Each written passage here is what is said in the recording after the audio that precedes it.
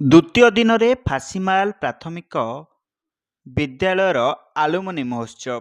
ସମ୍ବଲପୁର ଜିଲ୍ଲା ଯମନକିରା ବ୍ଲକ ଅନ୍ତର୍ଗତ ବଣପାହାଡ଼ଗରା ସୁନ୍ଦର ପରିବେଶ ମଧ୍ୟରେ 125 ବର୍ଷ ପୂର୍ବରୁ ଗଢ଼ି ଉଠିଥିବା ଫାସିମାଲ ପ୍ରାଥମିକ ବିଦ୍ୟାଳୟର ଆଲୁମିନି ମହୋତ୍ସବ ଆଜି ଦ୍ୱିତୀୟ ଦିନରେ ପହଞ୍ଚିଛି।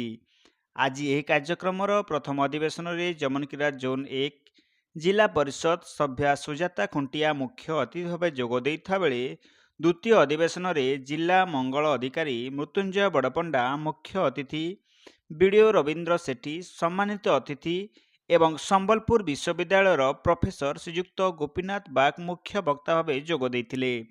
ଆଜିର ଦିନରେ ପ୍ରଥମେ ଗୁରୁପୂଜନ ଏବଂ ପୂର୍ବତନ ଛାତ୍ରଛାତ୍ରୀଙ୍କ ଅପୂର୍ବ ବନ୍ଧୁ ମିଳନରେ ନିଜର ଅତୀତ ସ୍ମୃତି ସବୁ ବର୍ଣ୍ଣନା କରିଥିଲେ, ଯାହା ଶୁଣି ଅଞ୍ଚଳବାସୀଙ୍କ ହୃଦୟରେ ରୋମାଞ୍ଚ ଭରି ଦେଇଥିଲା। ପରେ କୁନି ଛାତ୍ରୀଙ୍କ ନୃତ୍ୟ ପରିବେଷଣ ସାଙ୍ଗକୁ ଅନେକ ସାଂସ୍କୃତିକ କାର୍ଯ୍ୟକ୍ରମ ଦେଖଣାହାରୀଙ୍କୁ ଆକୃଷ୍ଟ କରିଥିଲା।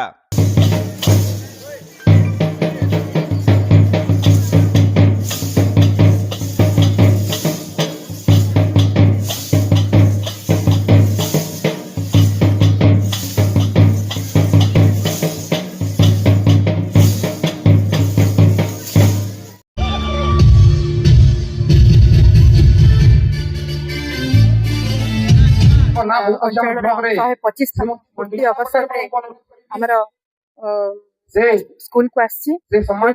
ମତେ ଆସିକି ବହୁତ ଖୁସି ଲାଗୁଛି, କାହିଁକି ନା ଗୁରୁ ବ୍ରହ୍ମା ଗୁରୁ ବିଷ୍ଣୁ ଗୁରୁଦେବ ମହେଶ୍ୱର ଗୁରୁ ସାକ୍ଷାତ ପରମ ବ୍ରହ୍ମ ତସ୍ମୈ ଶ୍ରୀ ଗୁରବେ ନମଃ।